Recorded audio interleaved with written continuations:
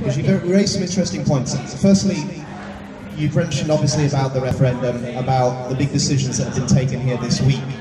Two issues for me, and I know Kerry's here too, so it might be interesting to get her view on this.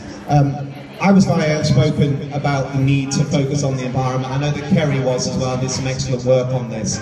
Do you feel quite aggrieved that young people didn't get the vote in this referendum? And do you think if they did, that 16 to 18-year-old group of people might have actually focused more on the environment in the way that they voted?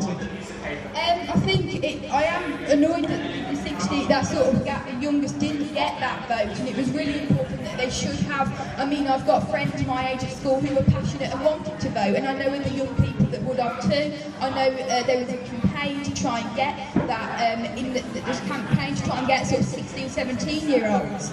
We're having we're like 1 year away from voting, yet we've had our whole future decided.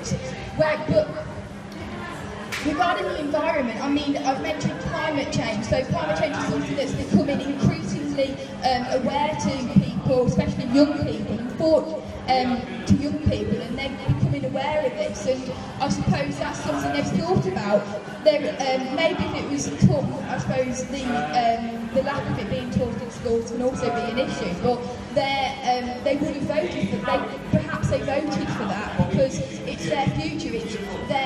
It's going to have impacts, global impacts, not just here in the UK, from flooding to food and so on. And also, Kerry, do you want to be interested?